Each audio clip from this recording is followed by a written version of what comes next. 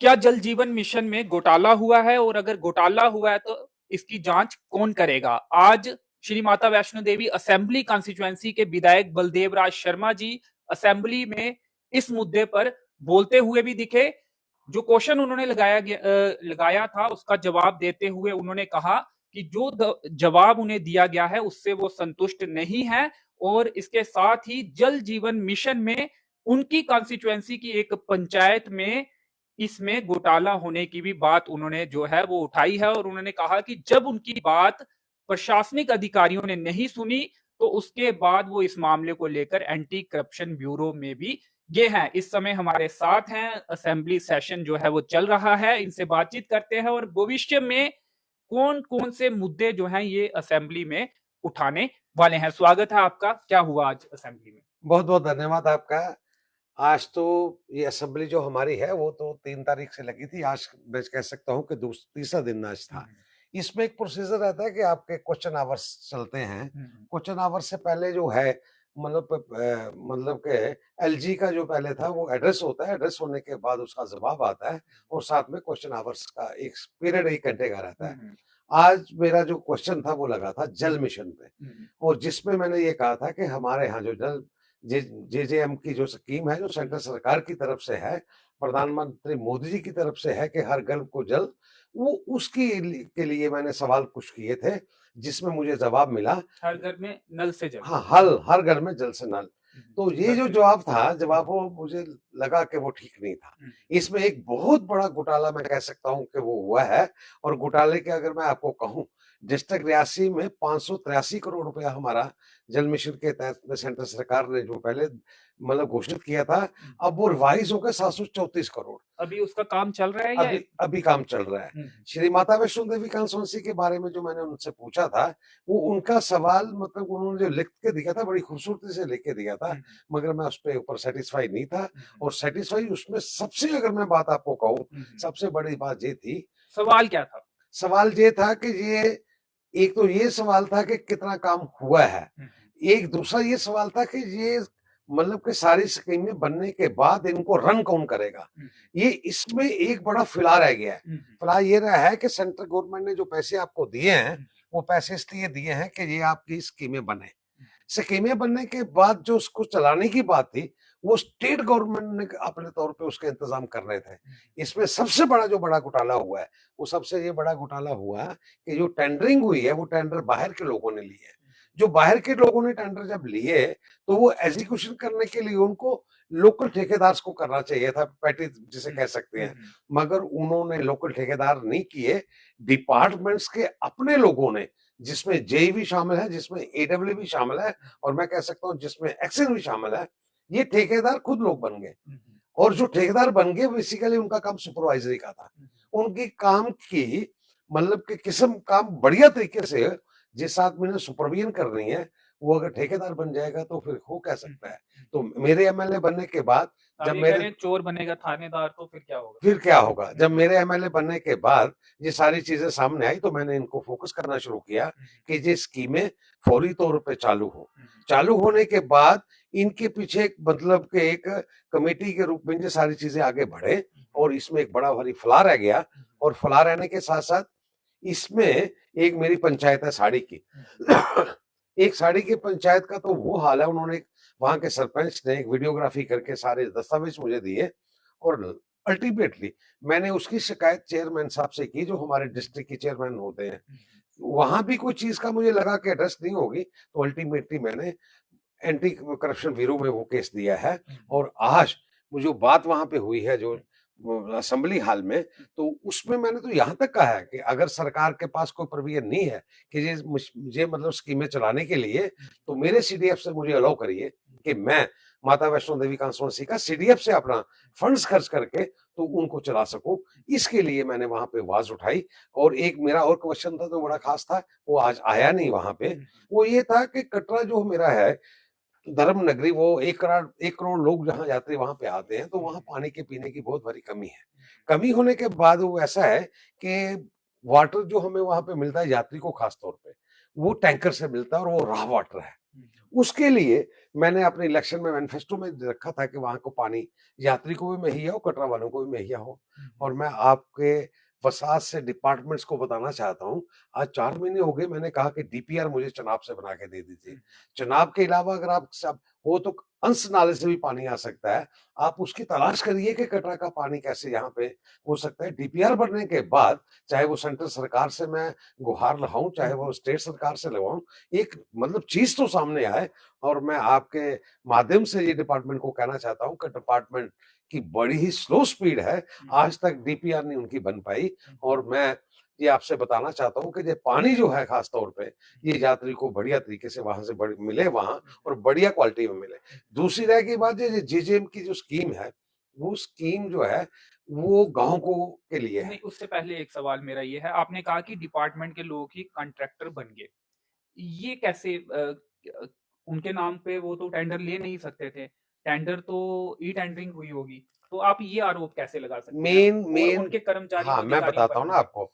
Main जो काम करने वाला ठेकेदार है वो तो मतलब के बाहर से है। हुँ, बाहर के होने के बाद उन्होंने एक मतलब कि एक सोर्स यहाँ पे रखा है, वो डिपार्टमेंट खुद बन गया। हुँ, उन्होंने पता नहीं कोई फर्जी क्या किया है, कैसे पैसे आते हैं अपना मेड करके, हुँ, पेमेंट तो कंट्रैक्टर को जाती है मेन को। हुँ, ये जो सारा काम बाकी वाला हो रहा है, ये हुँ, मतलब आप कैसे ना बिहाइंड द मतलब कारपेट हो रहा है। हुँ, ये डिपार्टमेंट्स ही अपने लोगों को लगाया है, हुँ, चाहे वो लाइनमैन को वो लगा दे, चाहे जेई को लगा दे। और मेरा ये है कि जिन लोगों ने सुपरवाइज कर रहा था, हुँ, वो खुद ठेकेदार बन गए, हुँ, अनऑफिशियली बन गए। ऑफिशियली तो ठेकेदार मेन वही है, हुँ, और इसी की वजह से उसकी गुणवत्ता में फर्क आया है। हुँ। लेकिन टेंडरिंग जो हुई होगी, ई-टेंडरिंग, ई-बिड हुई होगी, तो उसमें तो कोई नहीं, सवाल। टेंडर में तो कोई बात ही नहीं, हुँ, टेंडर तो जिसने लिया उसने ठीक लिया। कोई भी ले सकता हाँ, था। कोई भी वो ले सकता था, शायद उसकी अपनी कितनी कैपेसिटी है उसी के हुँ, हिसाब से ले सकता आप था। ये कह रहे हैं कि फिर आगे जो है अधिकारियों, कर्मचारियों पर ही छोड़ दिया गया, वही काम करवाना? एग्जीक्यूशन जो काम की हुई है वो हुँ, उसमें मिलीभगत है हुँ, डिपार्टमेंट्स हुँ, की। और मैं डिपार्टमेंट के साथ साथ कह सकता हूँ आपको, हुँ, ये इसमें बड़ी मछलियां भी हैं हुँ, जिनकी वजह से डिपार्टमेंट ने मतलब के नीचे जमीन पे कुछ नहीं किया। हुँ। और मैं कहना चाहता हूँ, अगर जब जहां पे 600 करोड़ रुपए का काम हुआ होगा, तो इसमें कम से कम भी घोटाला 300 करोड़ का होगा। अब ये आधा 50% आप कह रहे हैं कि 50% घोटाला होगा। ये सामने आ पाएगा? बिल्कुल, जो आना चाहिए, तो आएगा पता नहीं, नहीं जो आएगा। पाइपें बाहर हैं जिस तरह से वो सामने दिख रही हैं, ऐसे ही ये घोटाला भी सामने आएगा? बिल्कुल सामने आएगा, और हम तो अपनी जद्दोजहद करते रहेंगे ताकि, और सिर्फ मैं ही नहीं वहां पे असेंबली में कह रहा था, ये पूरे का पूरे एमएलए जो वहां थे पूरे हाउस में, ये सबका मानना था पूरे कि जम्मू कश्मीर का मसला है, आप ये कह रहे बिल्कुल पूरे जम्मू कश्मीर का है। इसमें जेजेएम में बहुत बारी धांधली जो हुई है हैं? वो स्टेट की तरफ से हुई है, स्टेट के अफसरों की तरफ से हुई है। सेंट्रल सरकार ने अपना काम किया है, उन्होंने पैसे दिए हैं, उन्होंने टेंडरिंग करवाई है। करवाने के बाद एग्जीक्यूशन जहां की जो अफसरशाही ने जहां पे किया है, ये अफसरशाही का टोटल मैं कह सकता हूं इनकी मिलीभगत है। और अफसरशाही के साथ साथ डिपार्टमेंट्स की मिलीभगत है, जिन्होंने इस सारी स्कीम को जमीन पे उतारने के लिए बहुत बारी भ्रष्टाचार हुआ है इसमें। नहीं, क्या आप सवाल उठा रहे हैं गुणवत्ता पर? पाइपें अच्छी क्वालिटी की नहीं लगाई गई, उनकी गुणवत्ता पर सवाल है। उन्हें 3 फीट 2 फीट कितना अंदर रखना था, वो बाहर रखी गई हैं। किस तरह से भ्रष्टाचार हुआ है? भ्रष्टाचार इसलिए हुआ है कि एक तो क्वालिटी जो है इस मटेरियल हुँ, की, हुँ, जो मटेरियल है उसकी क्वालिटी जो है मुझे लगता है कि वो हुँ, ठीक नहीं है। हुँ, दूसरा ये है कि जो पैरामीटर्स हैं कि कितने डाया की पाइप है और उसको कितना नीचे जाना चाहिए, हुँ, वो सारी की सारी जमीन पे आपको नजर आएंगी। हुँ, तो एक तो उसमें वो है। तीसरा ये है कि इन्होंने सोर्स जहां पे पानी था कि नहीं था, हुँ, उसकी प्रॉपर तरीके से जाँच इन्वेस्टिव नहीं जांच नहीं हुँ, की, और वो सिर्फ पानी मतलब कि पाइपें बिछा पाइपें बिछा दी। हुँ, पाइपें बिछाने का मतलब तो नहीं है कुछ बनता, हुँ, पानी पहुंचे किसी तक तो वो है। हुँ, और उससे भी ज्यादा अगर मैं बात करूं, अगर जो स्कीमें बन गई हैं, हुँ, 1 साल तो ठेकेदार ने वो पानी चलाना था, हुँ, 1 साल के बाद वो हैंडओवर होनी थी डिपार्टमेंट को, हुँ, और डिपार्टमेंट ने कोई प्रोविजन नहीं किया उसमें हुँ, कि जिससे पानी सुचारू रूप से चल सके। हुँ, आप कहीं भी चले जाएं, हुँ, आप तो मैं देखता भी हूँ आपको कि आप जो करते हैं रिपोर्टिंग, हुँ, कहीं पे जाइए, कोई स्कीम पाई तकमील तक आज तक नहीं पहुंची है जो उनके रिकॉर्ड में ये है कि 100% हो गया। इसमें बहुत बारी गबला है, इसमें बहुत बारी जांच करने की जरूरत है। और मैं आपके माध्यम से यहाँ के डीएम जो हैं, जो मुझे लगता है कि वो उसमें जरूर कार्रवाई करेंगी, क्योंकि वो चेयरमैन है डिस्ट्रिक्ट की, और कार्रवाई करेंगी। और कार्रवाई करने के बाद इसमें इन्होंने लिखा है कि हमारी थर्ड पार्टी मॉनिटरिंग हम कर रहे हैं। कौन मॉनिटरिंग कर रहा है, कहाँ कर रहा है। आने वाले वक्त में मैं वो भी इनसे हिसाब पूछूंगा कि कहाँ पे मॉनिटरिंग आपने कराई और उसकी रिपोर्ट तो मुझे दे दो। मॉनिटरिंग ये इन मिली भगत करके की होगी। थर्ड पार्टी मॉनिटरिंग का मतलब ये होता है कि जिसकी इन्वॉल्वमेंट ना हो। तो आप खुद ही मॉनिटर करेंगे, आप खुद ही एग्जीक्यूट करेंगे, आप सारा कुछ ही खुद करेंगे, तो किससे चीजें बाहर अगर इसकी निकलेंगी। जांच में अगर जाएंगे तो क्या आपको लगता है आसानी से चीजें बाहर आ जाएंगी अगर कोई घोटाला हुआ है इसमें तो? बिल्कुल आएंगी। हाउस में ज्यादा तो मुश्किल नहीं होगा हाँ, इसमें? मुश्किल नहीं होगा। हाउस में तो ये डिमांड उठी है वहां पे कि हाउस कमेटी बने जेजेएम के ऊपर, और ये मुझे किस लगता किस है ने उठाई वो ये कमेटी? सब बीजेपी की तरफ से भी उठी, कांग्रेस की तरफ से भी उठी, नेशनल कॉन्फ्रेंस की तरफ से भी उठी कि इसमें बहुत से जो मतलब थे अपने एमएलए, उनका सबका ये कहना था कि हमारे इस इलाके में जो जेएम का बुरा हाल है, इसमें बहुत बड़ी हेराफेरी जो हुई है, जो डिपार्टमेंट्स और अफसरों ने की है। तो उसके लिए हाउस पता नहीं अब कमेटी बनती है कि नहीं बनती है, मगर मैं आपके माध्यम से कहता हूं कि मैं अपनी जांच जो है वो चाहे तो डिस्ट्रिक्ट एडमिनिस्ट्रेशन करे, चाहे वो मैं एसीबी से करवाऊं, चाहे किसी और एंटी करप्शन से करवाऊं, मैं तो ये सारी जांच करवा के इसकी पड़ताल जरूर करवाऊंगा। जी, मौके पे भी जाएंगे यहाँ पे ये पाइपें लगाने बिल्कुल, जहां जहां मैं जा रहा हूं अपने सेटिस्फेक्शन के लिए, और सेटिस्फेक्शन के लिए ये सारी गुणवत्ता को देखने की बात है, ये देखेंगे भी। आप ही के माध्यम से मैं एक बात और आपसे कहना चाहता हूं कि कटरा में यात्री के लिए पानी की बहुत कमी है। उसके लिए मैं एमएलए बनने के बाद फौरी तौर पर मैंने डिपार्टमेंट्स को कहा था कि इसका एस्टिमेशन कीजिए कि पानी की भरवाई चनाब से भी हो सकती है, अंस नाले से भी हो सकती है, और मैं उस पर लगा हुआ हूँ। लगने के बाद ये जब भी मेरे पास डीपीआर आएगी तो मेरी ये कोशिश रहेगी कि कटरा में जो यात्री 1 करोड़ आते हैं यात्रियों को स्वच्छ पानी मिले। क्योंकि चुनाव से पूर्व भी ये मुद्दे लोगों द्वारा उठाए गए थे। पानी की समस्या एक मेजर समस्या वहां की बताई गई थी। 91 पानी समिति, उन्होंने ये जवाब में कहा है, और ऐसी समितियां हैं क्या जो उन्होंने कहा है उन्होंने तो धरातल यही पर? कहा है। 91 का मतलब मेरे तो 35 से हैं। जेजेएम में जो मेरे प्रोजेक्ट है कंसोर्शियम वो 35 है, मगर बाकी वाले मिला के सब समितियों की बात उन्होंने की है। 91 समितियां हैं, टोटल समितियां हैं, और वो काम कर रही हैं।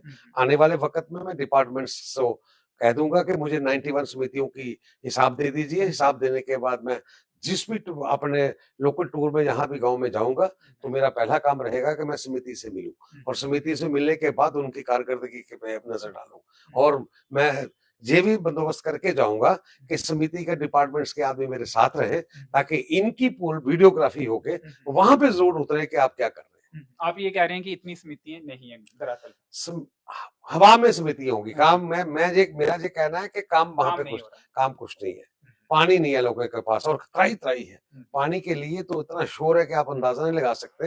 ये अभी तो गर्मी आने वाली है, अभी तो गर्मी आने वाली है, आगे गर्मियों में क्या हाल होगा वो परमात्मा तो सड़कों पर भी उतरते हैं। और इसके अलावा कोई और सवाल भी आपने पूछे हैं, या फिर क्या मुद्दे आप उठाने वाले हैं असेंबली में? असेंबली में ये मुद्दा तो आपकी पार्टी के खिलाफ भी जाता हुआ दिख रहा है, क्योंकि कुछ और लोगों ने भी कहा कि अपनी ही सरकार के खिलाफ आप बोल रहे हैं, क्योंकि ये काम कब हुआ? मेरी आप बात सुनिए। सरकार तो अभी एनसी की सरकार तो अभी यूटी में बनी। सेंट्रल गवर्नमेंट का दायित्व जो है पैसे देना है, स्टेट गवर्नमेंट का काम है इम्प्लीमेंटेशन करना। ये घोटाला कब हुआ? ये अभी पता चलेगा ना, ये पाइपें कहाँ से आई, कैसे हुई, कौन कौन मशीनरी में जुड़ा हुआ है, ये तो दूध का दूध पानी का पानी हो जाएगा। सेंट्रल सरकार ने फंड्स मुहैया कराने का काम है, तो ये सेंट्रल सरकार का कोई घोटाले का जिक्र तो आप कर रहे हैं और इंक्वायरी की बात कर रहे हैं, लेकिन अपनी सरकार के खिलाफ आप नहीं बोल रहे हैं। सेंट्रल सरकार आपने अगर कहा कि इतने पैसे आए थे, तो अभी यूटी में सरकार बने हुए तो 4-5 महीने ही हुए ना, उससे पहले के लगभग काम तो हो चुके होंगे ना? जो पहले तो सरकार नाम की चीज ही नहीं थी। मैं तो कह रहा हूँ दावे के साथ आपको, पहले की जो थी वो अफसरशाही थी, और जो घोटाला हुआ है वो अफसरों ने किया है। इसमें कौन सी मतलब सीधी सी बात है। सरकार 4 साल से नहीं होने का मतलब ये है कि ये जो यहाँ पे ब्यूरोक्रेट्स थे खास तौर पे, ये धांधली का माध्यम वो है, और धांधली का माध्यम यहाँ का डिस्ट्रिक्ट एडमिनिस्ट्रेशन और डिपार्टमेंट्स है। डिपार्टमेंट्स ने वेरीफाई नहीं किया, उन्होंने मॉनिटरिंग नहीं की, उन्होंने प्रॉपर तरीके से काम नहीं किया। वो इसलिए भी नहीं किया कि यहाँ पे सरकार थी नहीं। हमारा तो रोल तब शुरू हुआ जब से हम एमएलए बन गए, और इसकी हम निगरानी कर रहे हैं पूरे तौर से, और ये इसमें जहां तक भी घोटाला होगा किसी को बख्शने की जरूरत नहीं, हम पूरी तय तक जाएंगे। सोशल मीडिया में आपके वीडियो काफी चल रहा है आज वाला, जो असेंबली में आपने ये मुद्दा उठाया। नहीं, मुझे नहीं आइडिया, पता चला? नहीं मुझे नहीं पता चला, आपके माध्यम से अभी पता चला है। मैं तो असेंबली से होके यहाँ पे रियासी, इसलिए वहां जब काम खत्म हो गया तो मुझे पहले गांव में जाना था, कांसडी जाना था। कांसी से होके मेरे एक दोस्त की, मेरे अपने उनकी माता जी का देहांत हुआ था, तो मैं यहाँ पे आ गया, तो बीच में आपका फोन आया, तो आपसे साथ बात हो। जी, चलिए, और क्या मुद्दे उठाने वाले हैं आप? नहीं, मुद्दे ये तो जो केवड़ी जो होते हैं ना, हाँ, हाँ। ये केवड़ी आप डिस्क्लोज नहीं कर सकते जब तक वो आपके लग ना जाए। चलिए ये तो हाँ, क्वेश्चन और हो गए, और इसके अलावा इन फ्यूचर अगर कोई मुद्दे अगर नहीं असेंबली में मुद्दे, हाँ, अब तो बजट आएगा। हाँ, हाँ। एक तो पहले ये है कि गवर्नर एड्रेस पे बात होगी। हुँ, गवर्नर एड्रेस कल का दिन बचा है। हुँ, अभी तक मुझे मौका नहीं मिला है कि मैं गवर्नर एड्रेस पे बात करूं। मगर गवर्नर एड्रेस पे अगर मैं बात करूं, क्योंकि वो एड्रेस हो चुका है, उसकी मैं आपसे बात कर सकता हूं। हुँ, मुझे गवर्नर एड्रेस में जो बोलना था, शायद मुझे कल मौका मिले क्या ना मिले, हुँ, मगर वो मुझे कटरा के बारे में बोलना था। गवर्नमेंट ने गवर्नर एड्रेस के ऊपर जो, गवर्नर एड्रेस का मतलब क्या है? जो 1 साल में आने वाले वक़्त में सरकार करना चाहती है, वो गवर्नर एड्रेस होता है। और उसमें गवर्नर एड्रेस में एमएलए को मतलब कि एक टाइम मिलता है कि वो गवर्नर एड्रेस पे अपनी बात को रखे। अपनी बात को रखने के साथ अगर उसके इलाके के साथ कोई बेइंसाफ़ी है, तो वो बात करे।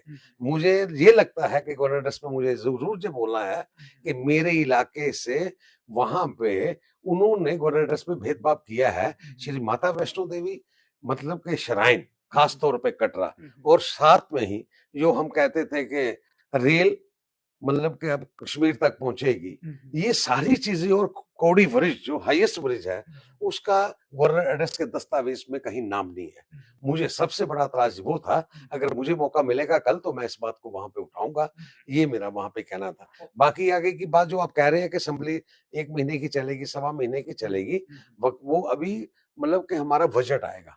बजट पे क्या, उस पे चर्चा होगी, तो वो बजट जब तक देखेंगे ना, तो चर्चा का सवाल ही नहीं पैदा होगा। जी, चलिए, तो ज्वलंत मुद्दा रोपवे कटरा का, उस पर आपने बात नहीं की कि वो भी उठाया जाएगा, आपकी तरफ से रखा जाएगा उस नहीं, बात वो तो ज्वलन मुद्दा जो है, वो आप देख ही रहे हैं कि क्योंकि है हलचल शुरू हो गई है एक बार फिर कोई से। बात नहीं, उनको राइट है सबको अपनी हलचल करने का। बैठकें होना शुरू हो हाँ, गई। वो है, हुँ, तो उसमें तो वो चल रहा है। बाकी आपसे उम्मीदें होंगी कि आप उनकी बात असेंबली में उठाएँगे।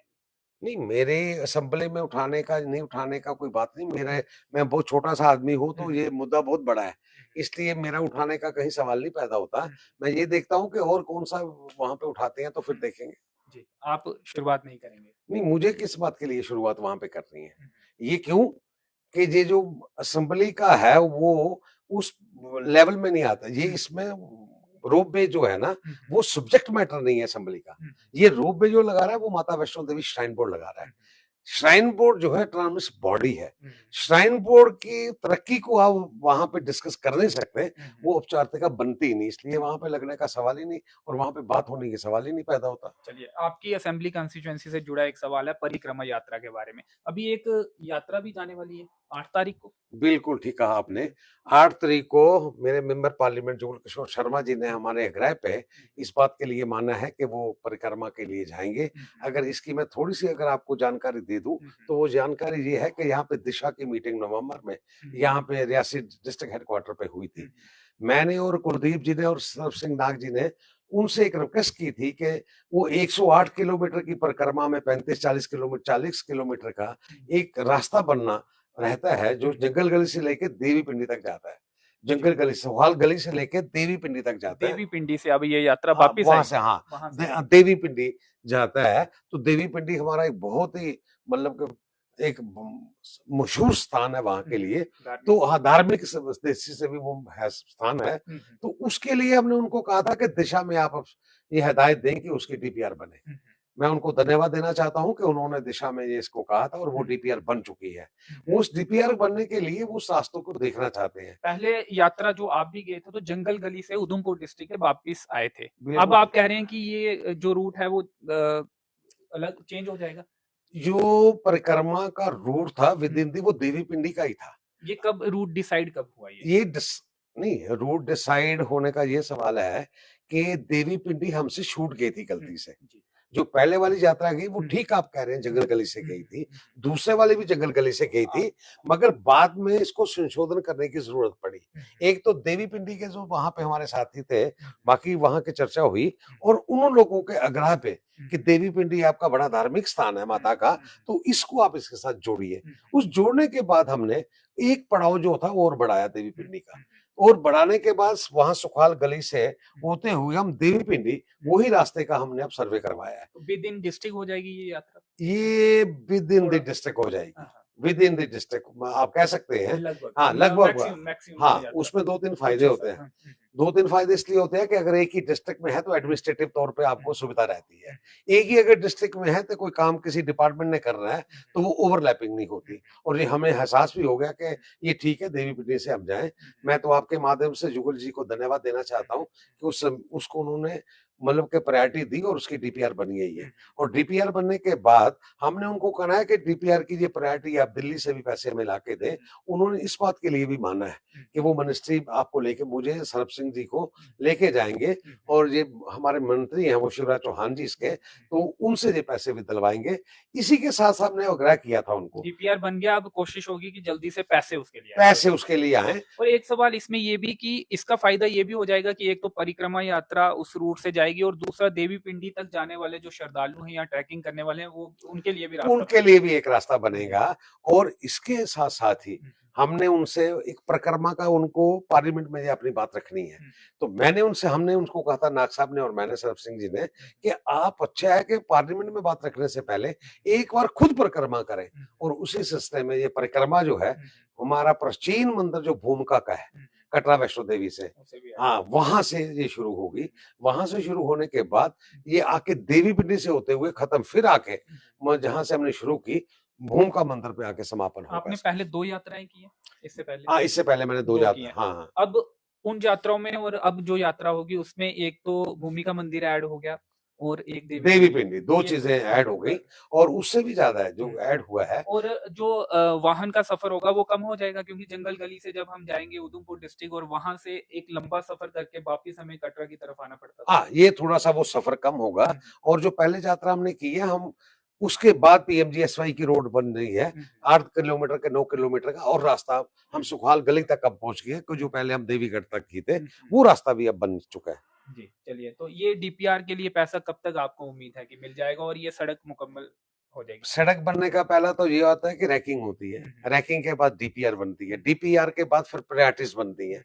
प्रायोरिटीज़ बनने के बाद फिर पैसे आते हैं। तो जुगल जी का मानना ये है और हमारा ये है, हम पूरी कोशिश करेंगे कि जल्द से जल्द ये फर्स्ट प्रायोरिटी बने डिस्ट्रिक्ट की। डिस्ट्रिक्ट की अगर फर्स्ट प्रायोरिटी बनेगी, तो मुझे लगता है कि वो जल्दी ये है, इसमें पैसे आ सकते हैं और सड़क का काम शुरू हो सकता जी, है। चलिए 3-4 ऐसे मुद्दे जो आपका प्रयास रहेगा कि जल्दी से हल करवाए जाएँ। एक तो पानी का मुद्दा, आपने कहा कि कटरा में एक ज्वलंत मुद्दा है वो, इसके अलावा 3-4 मुद्दे आपकी कॉन्स्टिट्यूएंसी हाँ, 3-4 मुद्दे, एक तो मतलब कि ड्रग्स का है मुद्दा, उसपे हम काम कर रहे हैं और एडमिनिस्ट्रेशन भी हमारा साथ दे रही है। बनी के विधायक ने कहा कि 10 सालों में जो ड्रग्स बढ़ा है, वो भी किसी को उसका भी वो जिम्मेवारी छोड़िए, लेनी चाहिए। नहीं, छोड़िए उसको, उसने क्या बोला, मिलकर लड़ने मगर की जरूरत अरे सबको ये ड्रग्स घर-घर तक पहुँच गई है, इसमें कोई दो राह नहीं है। और पहुँचने के बाद इसको ठीक सामूहिक तौर पे इसको ठीक करने की ज़रूरत है। इसमें हमने मतलब कि इकट्ठे होके इसमें फाइट कर रही हैं और इसका मतलब कि ड्रग्स की मुक्ति करवानी है कि हमारे जो बच्चे हैं,